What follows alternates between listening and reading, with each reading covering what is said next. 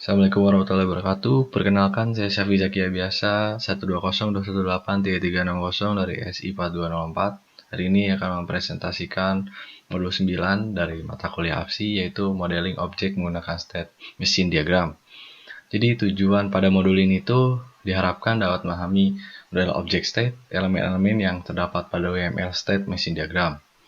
Lalu kata proses sama seperti modul kemarin, modul 8, kita masih di desain model, tapi kita di identifikasi dan model kompleks objek state menggunakan state chart diagram.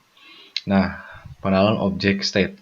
Objek state memiliki dua pengertian, antara lain keadaan suatu objek yang terdiri dari kumpulan nilai atribut tertentu untuk objek tersebut.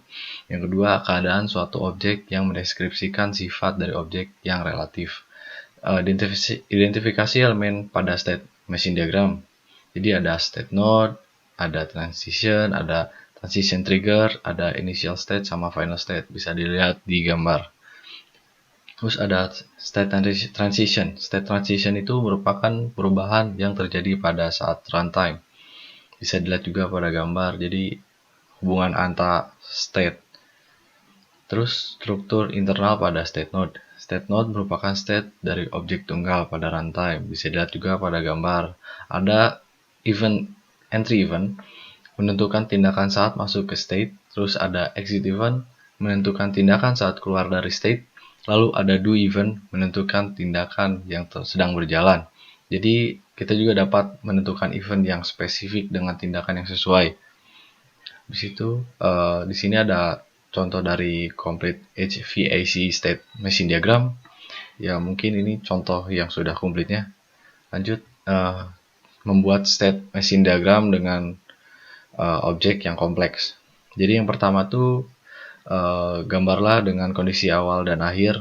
Di sini tuh bisa dilihat. Jadi step satunya menggambarkan kondisi awal dan akhir, lalu menentukan status objek yang stabil atau si state-nya itu. Lalu tentukan urutan parsial serikat. Jadi hubungan state transition-nya itu sendiri. Lalu di sini tentukan peristiwa dan tindakan transisi. Jadi sudah dimasukkan tindakan-tindakannya. Lalu tentukan tindakan dalam serikat, bisa dilihat pada gambar, menentukan tindakannya seperti entry, exit, do. Lalu setelah trigger event ini, event yang harus terjadi setelah periode waktu tertentu ditampilkan dengan menggunakan after trigger event. Untuk menjalankan transmisi setelah 10 menit, tentukan event pada transisi sebagai after 10 minutes.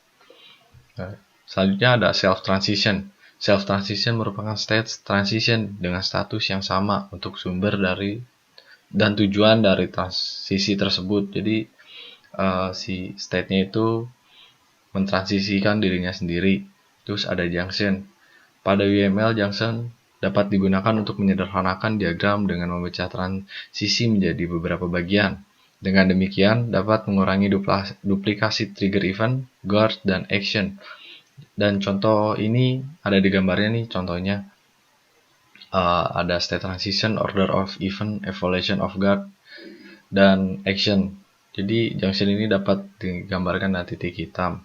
Terus contoh junctionnya. Nah yang sebelah kiri itu contoh dari stack tidak menggunakan junction. Lalu sebelah kanannya itu adalah contoh equivalent stack menggunakan junction. Lalu selanjutnya ada choice.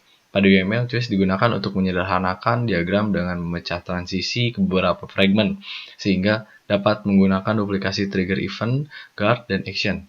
Choice juga dapat menggunakan dynamic evaluation pada guard, sehingga bagian-bagian dari transmisi sebelumnya telah dieksekusi. Bisa dilihat juga pada gambar, mungkin digambarkan dengan belah ketupat untuk choice ini.